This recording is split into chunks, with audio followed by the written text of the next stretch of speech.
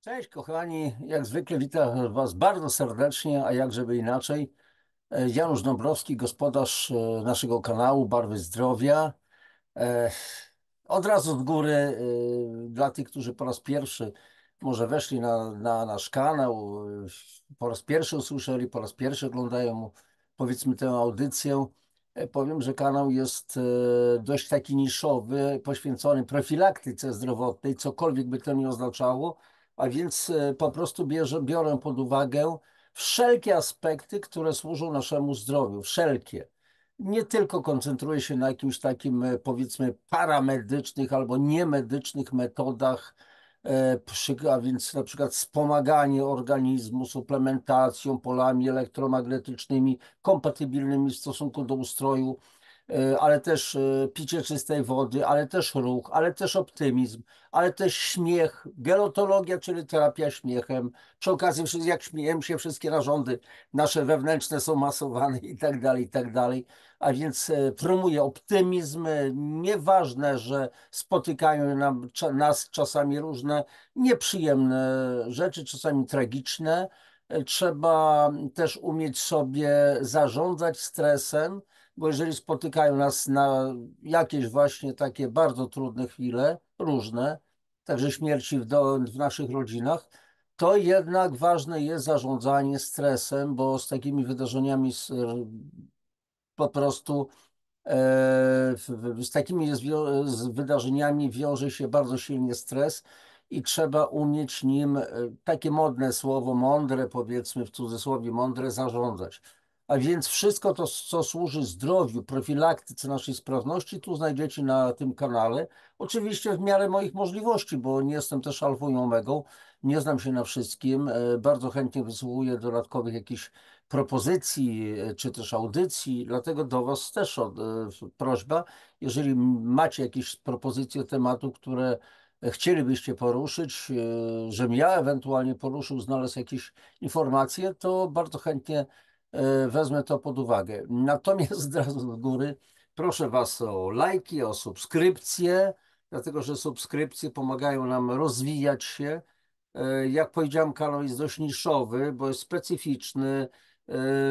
W ogóle powiem wam bez ogródek, bez mówienia takich, wiecie, komplementów, takich naciąganych. Podziwiam was, naprawdę podziwiam was, dlatego że treści tutaj podawane są często dość trudne, nie dla wszystkich. Jak powiedział swego czasu pan Jacek Sokal, fantastyczny po prostu prelegent z ogromną wiedzą, który ma własny kanał na YouTube, WDW, czyli Wiedza dla Wszystkich. Wiedza jest dla wszystkich, ale jednocześnie nie dla każdego. A wy jesteście w tym gronie tych, do których to dotyczy, że wiedza również jest dla was, bo ta wiedza nie jest dla każdego, to jest fakt. Dla wszystkich, ale nie dla każdego. To jest bardzo ciekawe powiedzenie. A więc prośba o subskrypcję, o lajkowanie, o ewentualnie wpisy, komentarze. Niech to będzie bardzo proste. Dziękuję, łapka w górę czy coś. Algorytmy to wszystko liczą. O czym dzisiaj? Kochani, jak widzicie w temacie, profilaktyka zamiast leczenia. I w tym kontekście zajmiemy się sprawą funduszy, które mają trafić z tak zwanego KPO, czyli funduszy europejskich, do naszej służby zdrowia. I tu w tej chwili udostępnię, kochani, ekran, żeby posłużyć się artykułem, bardzo ciekawym artykułem. Za chwileczkę tylko powiększę. A nie, jest już powiększony, dobrze. KPO kontra rak, czyli czy pieniądze uzdrowią polską onkologię. Publikacja na zlecenie Ministerstwa Funduszy i Polityki Regionalnej w Onet. I tutaj treść. Mamy ogromne braki kadrowe, diagnostyczne i falę zachorowań na nowotwory. W jaki sposób fundusze europejskie i KPO wspierają polską onkologię? Sprawdzamy. A odniosę się do tych braków kadrowych. Fakt, nie ma lekarzy, onkologów. Te działania diagnostyczne są pod psem. Nie chodzi mi tylko o to, o dostęp i tak dalej, tylko czy one są w ogóle wiarygodne. Biopsje, mamografia i tak dalej, i tak dalej. Dla przykładu, jeżeli mówi się, że kobiety chorujące na raka, podejrzane o nowotwór piersi, mają brać biopsję bezwzględnie, to nie rozumiem, dlaczego mężczyźni, o mężczyznach, którzy mają problemy z jądrami, na przykład z rakiem jądra, więc podejrzenie nowotworu jądra, mówi się o tym, że absolutnie żadnej biopsji, bo to może spowodować uzłośliwienie się nowotworu i przerzuty, czyli metastazę. To jak to? Dla kobiet jest ok, a dla mężczyzn jest nie ok i tak dalej. Mamy falę zachorowań na nowotwory, tak. Rokrocznie w tej chwili zachorowuje w Polsce, bardzo często mówię o tym w moich audycjach, prawie 200 000 ludzi. Z tego 100 000, takie są statystyki, 100 000 umiera rokrocznie. W 2035 roku, 40, będzie zachorowań w Polsce, tak mówią również prognozy, 300 000 ludzi i z tego 150 000 po prostu umrze.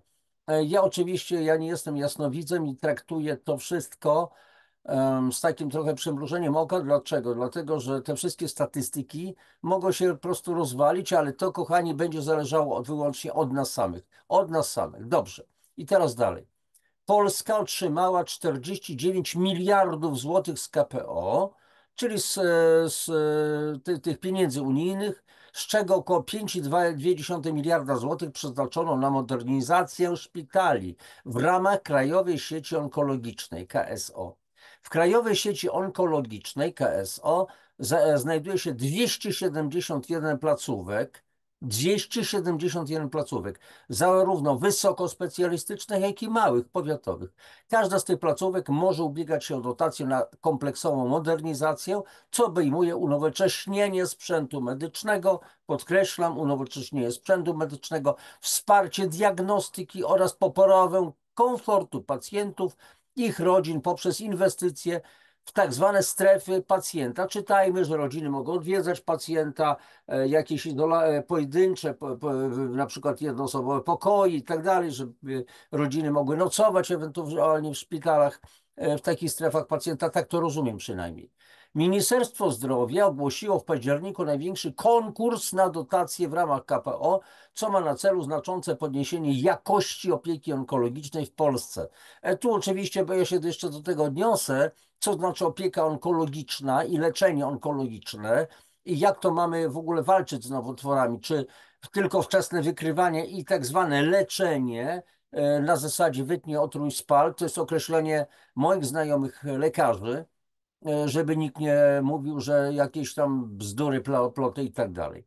I teraz dalej. Według danych Krajowego Rejestru Nowotworów ponad 1 milion Polaków żyje z chorobą nowotworową.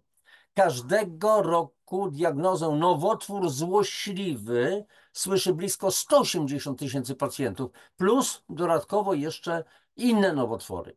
Prognozy wieloletnie mówią o dalszym wzroście zachorowań. To, o czym mówiłem, mówię to na zasadzie nie jasnowidzenia własnego i przemądrzalstwa, tylko po prostu statystyki. Czytam, bardzo głęboko siedzę w tych tematach. W dużej mierze ma to związek ze starzeniem się społeczeństwa. Kochani, im starsi jesteśmy, tym większe niebezpieczeństwo zachorowania na raka. Czyli zwróćcie uwagę, jednym z czynników zachorowań jest wiek. Więc z jednej strony nie warto się starzeć, a z drugiej strony jak to jest wiek? No więc w takim razie dalej pociągniemy, ale zaraz do tego wrócę. Choć nowotwory mogą wystąpić w każdym wieku, najczęściej dotyczą osób po 65 roku życia.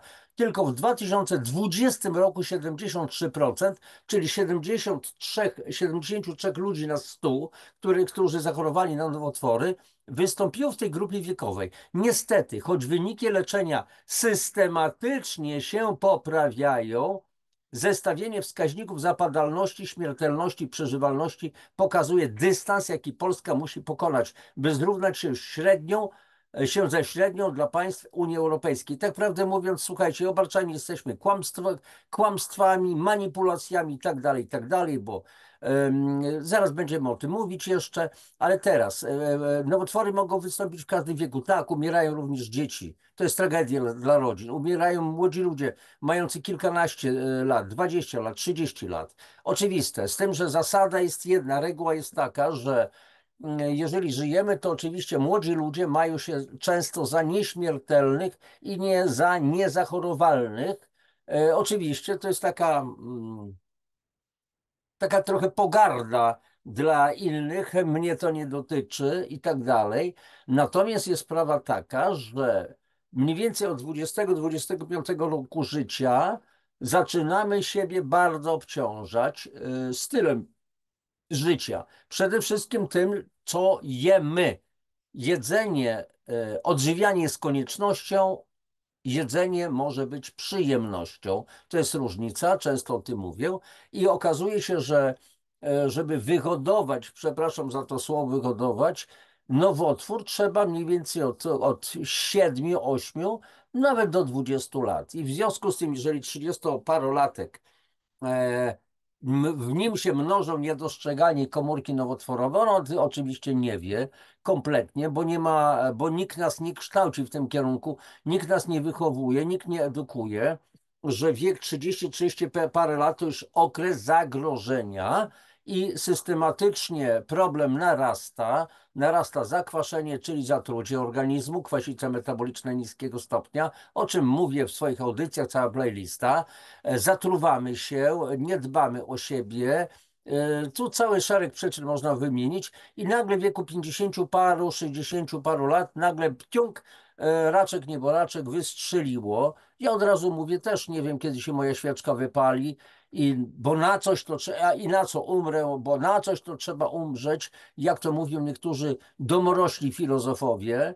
No to jest głupie oczywiście, od razu oceniam tutaj. To jest takie powiedzenie bardzo głupie, tak prawdę mówiąc, bo człowiek powinien umrzeć zwyczajnie, nie w wyniku jakiejś choroby. Oczywiście nasze organizmy się zużywają z czasem, bo o nie nie dbamy. I dalej.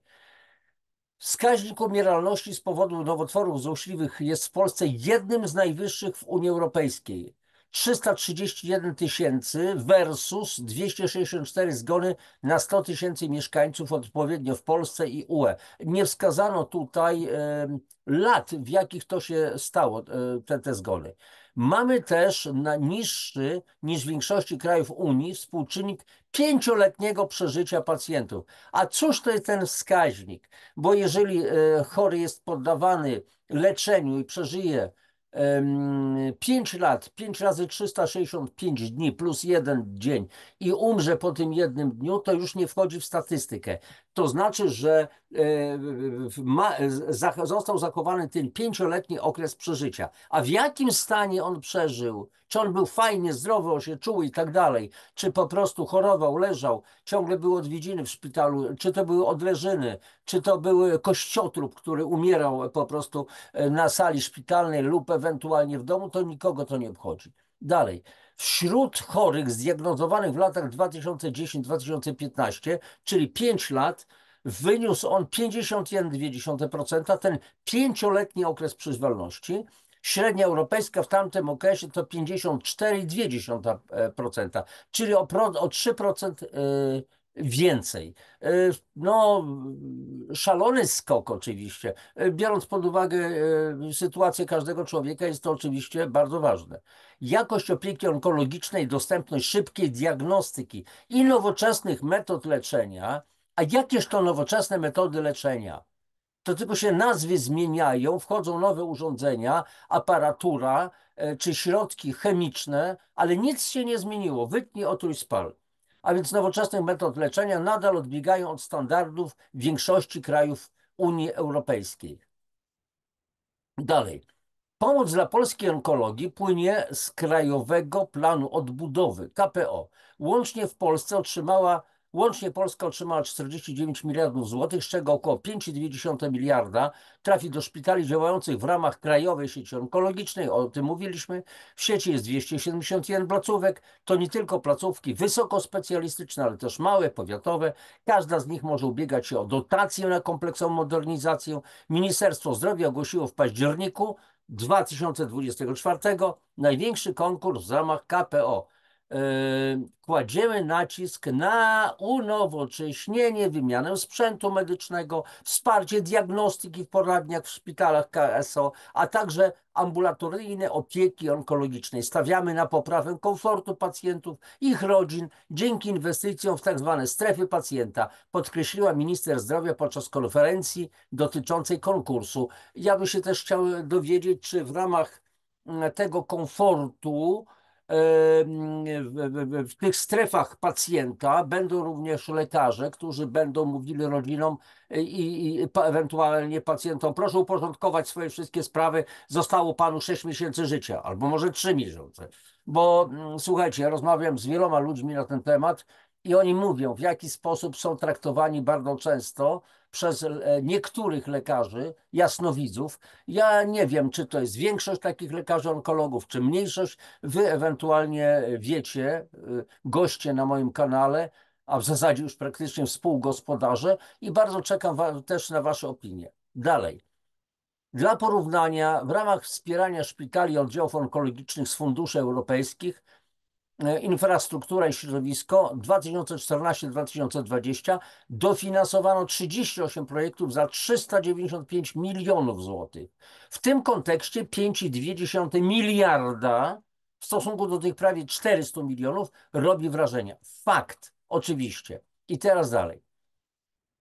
Fundusze z KPO pomogą też lekarzom w stawianiu diagnozy, która jest kluczowa w leczeniu nowotworów. No, diagnoza jest bardzo dobra.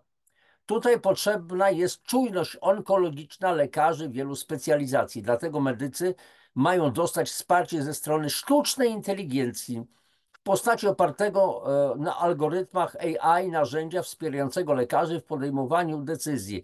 I wiecie co? Ostatnio czytałem wypowiedzi Izraelczyków. No to jest niezwiązane akurat z tym, z onkologią, z leczeniem, ze szpitalami, ale chodziło o wojnę, więc oni mówili o tym, mam na myśli wojnę, że wykorzystują sztuczną inteligencję. Są operatorzy, którzy siedzą, a sztuczna inteligencja decyduje o tym, które ewentualnie przestrzenie przeciwników Izraela zbombardować.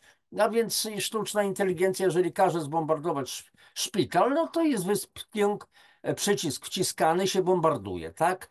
Sztuczna inteligencja o wszystkim decyduje. Gdyby sztuczna inteligencja decydowała na przykład o rozpoczęciu, zakończeniu wojny nuklearnej, to już planeta Ziemia może byłaby, ale ludzkość byłaby zniszczona. Dlaczego? Dlatego, że nie pamiętam, jakie to były lata, czy 60., czy 70., czy 80., ale jeden z Rosjan, pewien pułkownik rosyjski, nie wydał polecenia.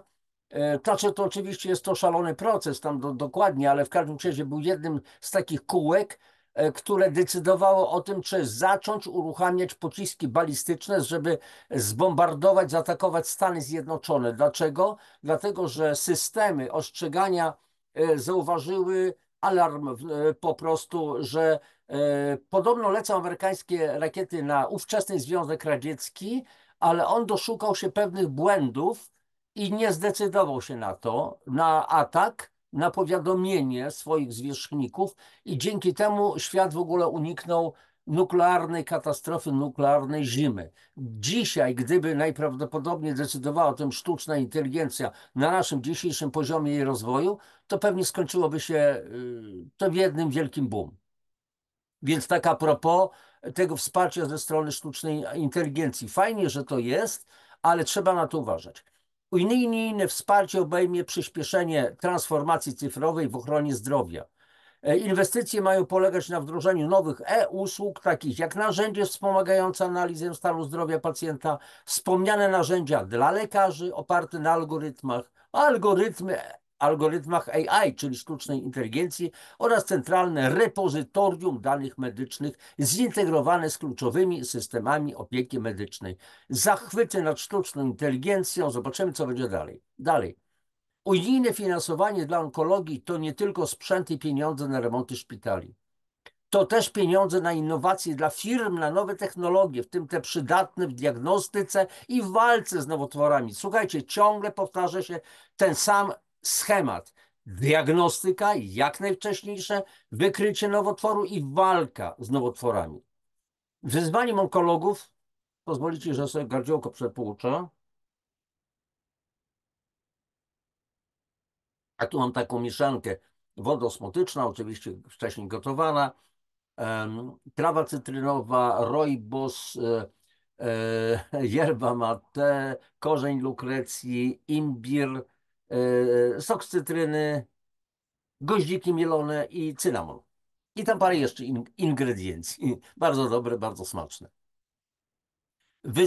Wyzwaniem onkologów na całym świecie jest między innymi szybka diagnostyka raka piersi. Ważne, aby chora w jak najkrótszym czasie otrzymała diagnozę oraz plan leczenia. Dziś diagnostyka to biopsja i badanie histopatologiczne. O biopsji, bardzo niebezpiecznej, już wspominałem. Czas oczekiwania na wyniki do 3 tygodni to stres dla pacjentki. Spółka SDS Optics z Lublina zamierza skrócić ten czas do zera, a to za sprawą innowacyjnej mikrosondy InProbe, która ma szansę stać się nowym globalnym standardem w diagnostyce nowotworów piersi. Po wprowadzeniu mikrosondy w okolice guza lub do węzła chłonnego będzie można w czasie rzeczywistym uzyskać informację, czy nowotwór jest tak zwany HER2 czy HER2 pozytywny czy negatywny oraz jaki jest poziom stężenia markera nowotworowego. To przełom w diagnostyce. Onkolodzy dostaną narzędzie, które w czasie rzeczywistym wskaże im ścieżkę leczenia, a pacjentce oszczędzi bólu i oczekiwania na wyniki. Ciekaw jestem, jakie te ścieżki leczenia, te najnowsze, chociaż sporo z nich wiem, czytałem. Słuchajcie, opisuję te ścieżki leczenia, między innymi, kochani, w tej mojej książce tutaj eksponowanej, czyli czy można uchronić się przed chorobą nowotworową, dokładnie to opisuję. Co jeszcze?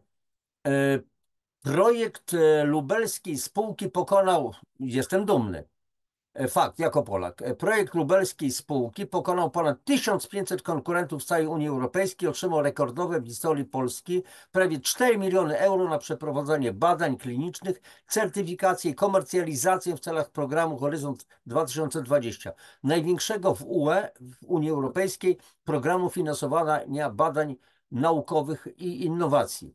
Naszą wizją jest zmniejszenie umieralności na złośliwe nowotwory piersi o około 30%.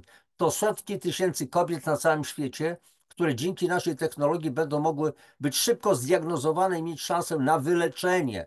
Czy naprawdę wyleczenie? To jest temat. Mówi doktor habilitowany Magdalena Staniszewska, pomysłodawca mikrosondy, przez wiele lat związana z Harvard Medical School w Bostonie. I teraz dalej.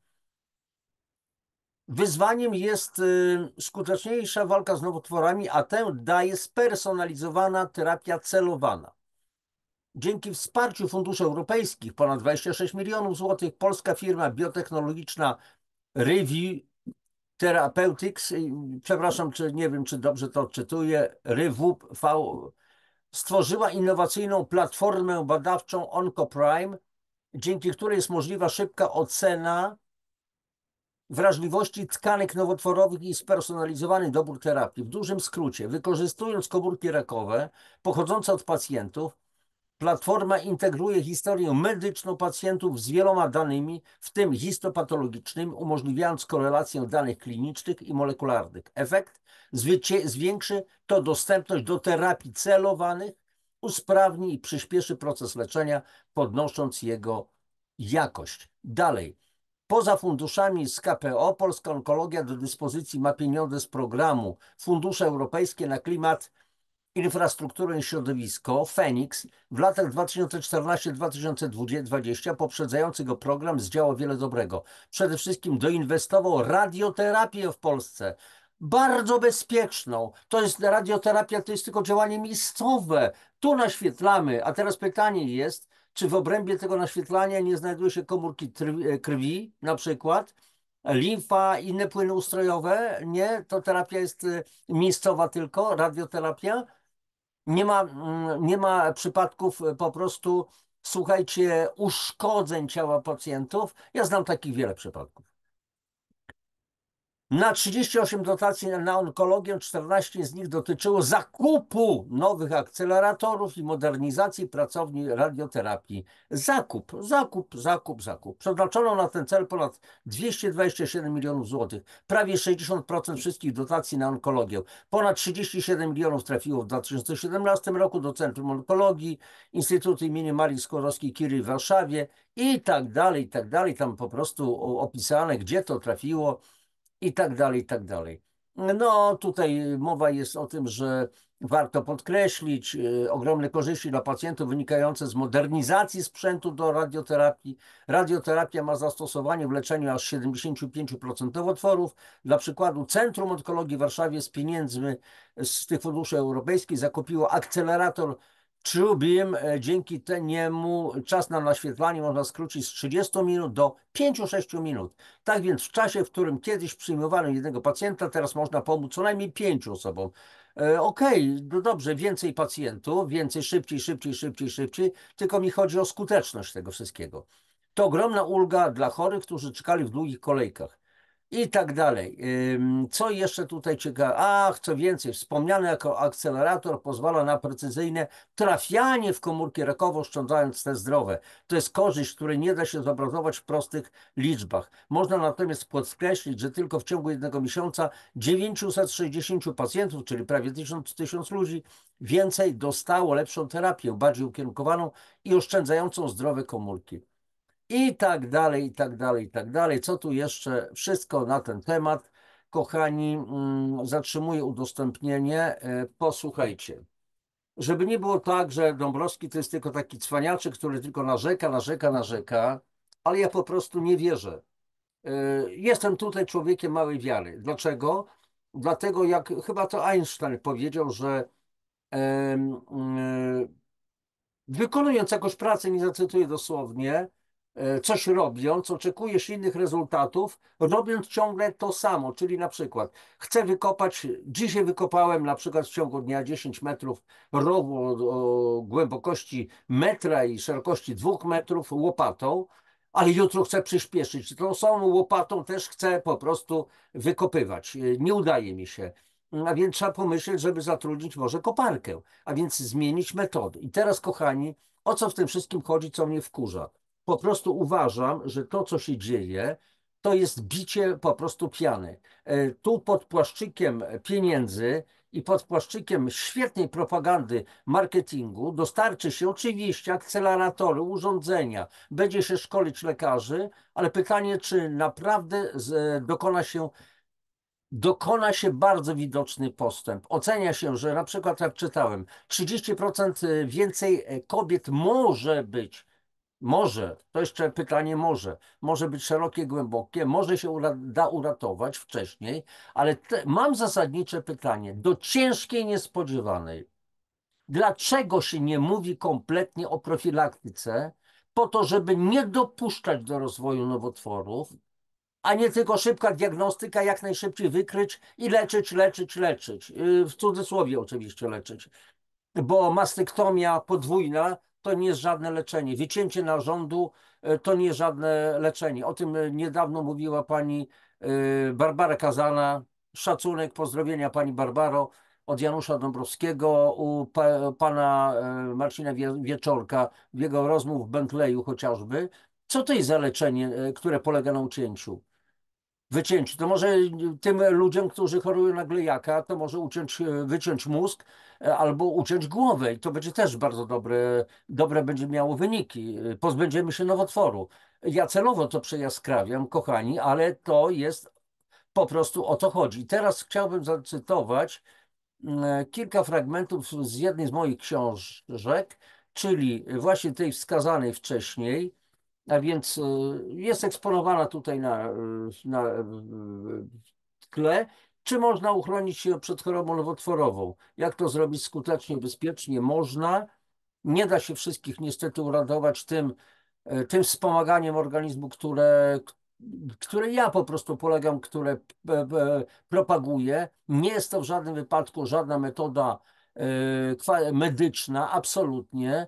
Ja nie zajmuję się leczeniem, nie jestem lekarzem, od razu mówię, ale mogę wskazywać, w jaki sposób można wspomagać organizm, żeby doszło do wyleczenia. Bo podstawą jest zawsze układ odpornościowy, silny układ odpornościowy, który wyeliminuje komórki nowotworowe, który nie dopuści do przerzutów, czyli do metastazy. I teraz fragment tej mojej książki. Czy nie odnosimy wrażenia, że ciągle jeszcze ogromnej większości lekarzy ani władz tak naprawdę nie interesuje profilaktyka zdrowotna? Lekarza zazwyczaj interesuje przede wszystkim choroba, a nie edukowanie pacjenta. Decydentów rozdzielających pieniądze na leczenie z kolei nie interesują prelekcje lekarskie dla pacjenta. Wszelcy rozdzielacze zapłacą za konkretne zabiegi, prześwietlenie, operacje, EKG, ale nie za nauczenie pacjenta, jak ma zadbać o swoje zdrowie.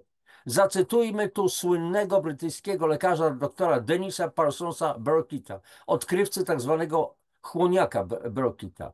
I tutaj cytat z doktora Burkitta. Wyobraźcie sobie kurek otwarty, z którego wciąż wycieka woda do basenu czy wanny. Woda się przelewa i ścieka na ziemię.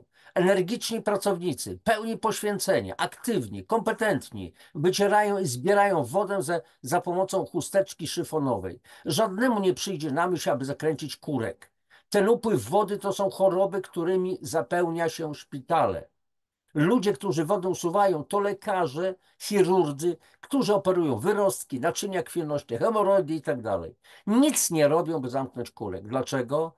Bo za zamknięcie kurka płaci się 4 razy mniej niż za wytarcie podłogi. A przemysł zainwestował tyle w produkcję ścierek i szczotek, czyli leki, instrumenty chirurgiczne, stoły operacyjne, szpitale i tym podobne, że gdyby zamknąć kurek, zbyt dużo ludzi nie znalazłoby dla siebie pracy. Koniec cytatu z doktora Burkitta.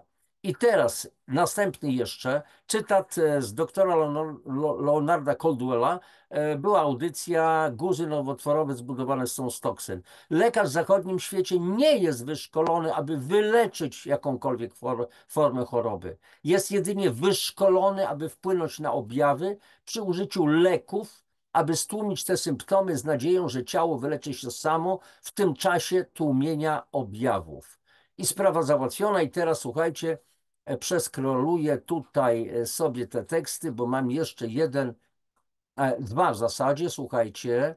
Interesowała mnie, słuchajcie, metoda zajmowania się chorobami onkologicznymi w Izraelu. I teraz posłuchajcie. Krajowy Rejestr Chorób Nowotworowych Izraela w Izraelskim Ministerstwie Zdrowia, utworzony w 1960 roku z inicjatywy Izraelskiego Stowarzyszenia Onkologów, służy jako środek monitorowania profilaktyki raka, wczesnego wykrywania i programów leczenia prowadzonych w Izraelu. Według danych z rejestru w ciągu ostatnich 50 lat liczba pacjentów, u których zdiagnozowano raka w Izraelu, wzrosła 5-krotnie. Ok, w porządku. To znaczy wczesna wykrywalność, ale żebyśmy się dobrze zrozumieli, to nie oznacza, że szybkie diagnozy pokazują, że więcej pacjentów choruje. Ci pacjenci oczywiście, jest wzrost zachorowań z różnych przyczyn i szybka diagnoza pozwala wychwytywać, a więc to też jest, te liczby rosną oczywiście. Podczas gdy liczba chorób, które przeżyły, zwiększyła się 9-krotnie, odzwierciedlając zmniejszoną śmiertelność z powodu raka i lepsze przeżycie. To imponujące osiągnięcie wywodzi się z udanych krajowych, pierwotnych, wtórnych i trzeciorzędnych strategii prewencji. Słuchajcie, pierwotne, wtórne, trzeciorzędne strategie prewencji. Trzeciorzędne, czyli nie coś gorszego, tylko trzeci stopień. I teraz uwaga. Podstawowa profilaktyka w Izraelu koncentruje się na zdrowszym stylu życia i żywieniu. Stała się ostatnio priorytetem krajowym. Wraz z ustanowieniem programu Ministerstwa Zdrowia to możliwe, aby być zdrowym. Zapobieganie i zaprzestanie palenia jest jednak priorytetem od wielu lat. Istotnie rozpowszechnienie palenia tytoniu w Izraelu spadło z 45% w latach 80. do dzisiejszych 19%. Co jeszcze? Co tutaj jeszcze? Więc akurat słuchajcie, jest sprawa taka, że są pewne dane, nie będę tego wszystkiego cytował. W każdym razie, jeśli chodzi na przykład o czerniaki, z inicjatywy Israel Cancer Association w celu promowania wdrażania środków zapobiegawczych i wczesnego wykrywania, Izrael spadł z 3. miejsca na świecie pod względem zapadalności. Chodzi o raka jelita grubego, a więc spadł z 3. miejsca na świecie pod względem zapadalności na 15. miejsce wśród mężczyzn i 19. miejsce wśród kobiet. I teraz co jeszcze? W Izraelu w leczeniu paliatywnym i rehabilitacji zwraca się również uwagę na jakość życia, jak również psychiczny, fizyczny, społeczny dobrostan chorych na raka i tych, którzy przeżyli. Co tam jeszcze ciekawego? Na razie tylko tyle. Więc moja taka uwaga, którą zawarłem w tej mojej książce, to może, szanowni polscy decydenci najwyższych szczebli, politycy, naukowcy, lekarze, zwyczajnie skopiujecie, wdrożycie w Polsce ten izraelski program, a nie skopiowany z doświadczeń amerykańskich prezydenta Clintona Narodowy Program Zwalczania Chorób Nowotworowych na lata 2016-2024. Mam ostatni rok tego wszystkiego. Wiem, powiem. Przecież my także mamy nasz własny polski Narodowy Program Zwalczania Chorób Nowotworowych. Naprawdę nasz własny, podkreślam. Czy aby nie skopiowano jego zasad z programu amerykańskiego, który kompletnie w USA zawiódł? A jakie są jego podstawowe cele i oczekiwane efekty? Szanowny czytelniku, kochani moi goście, wiedza jest do waszej dyspozycji. Tylko porównajcie to z programem realizowanym w Izraelu i wnioski wyciągnijcie sami.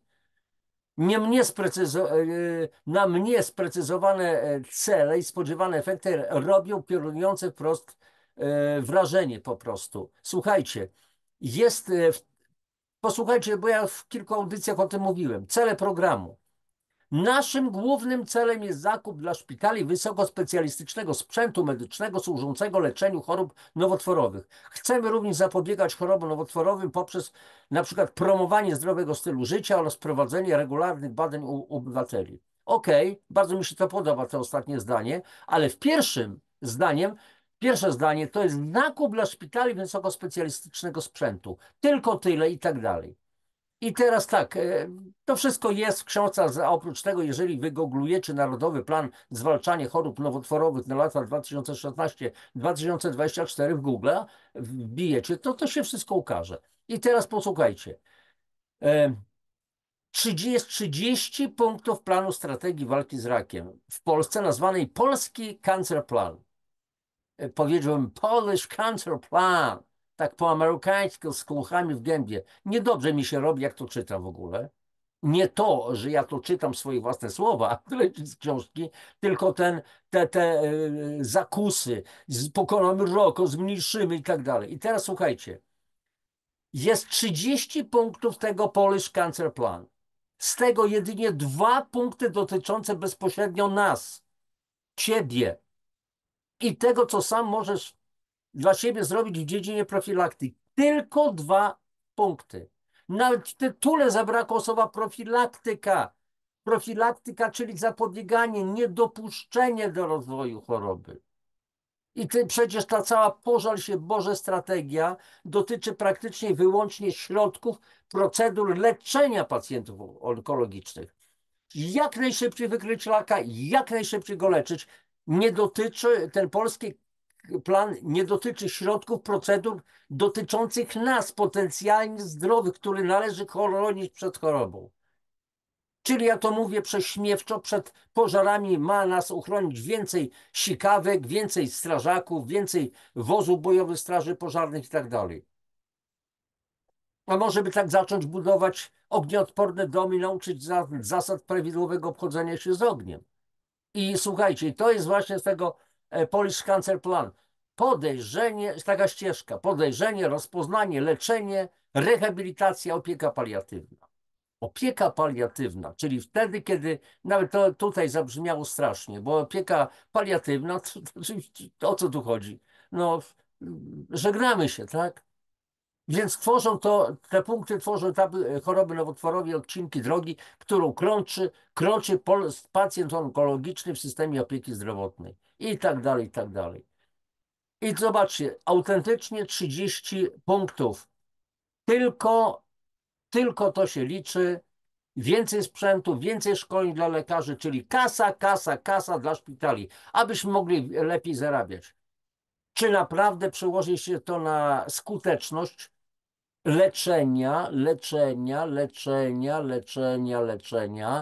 które nie ma nic wspólnego z wyleczeniem? Ja wiem, że wielu ludzi może to wkurzyć, co w tej chwili mówię, i nie wkurzy, zwłaszcza tych mieniących się opiekunami naszego zdrowia, odpowiadających za nasze zdrowie, tych wszystkich przemądrzalców, którzy jasnowidzów w, w kitlach. Mówię to zupełnie świadomie. Czas skończyć z hipokryzją, najwyższy czas nazywać rzeczy po imieniu. Pokażcie nam swoje owoce. Owszem, wiem, masa kobiet została uratowana, tak, oczywiście. Wiele chemioterapii zadziałało i tak dalej, ale jak w wielu przypadkach ta chemioterapia, radioterapia nie zadziałały, zniszczyły ludzi. Jak wielu, tak skuteczne są te metody, że 100 000 ludzi w Polsce umiera z powodu raka, nowotworu w ogóle, bo każdy rak jest nowotworem i każdy nowotwór jest rakiem, tak przy okazji. I na zakończenie, a co jeśli okaże się, że istnieją zupełnie inne, znacznie skuteczniejsze, zdecydowanie bezpieczne i wielokrotnie tańsze sposoby chronienia się przed chorobą nowotworową i wspomagania organizmu w chorobie? A co? Zatrzymuję, kochani, to udostępnienie. Tak prawdę mówiąc, trochę jestem wkurzony. Dla mnie to w ogóle ten temat jest bardzo trudnym tematem energetycznie.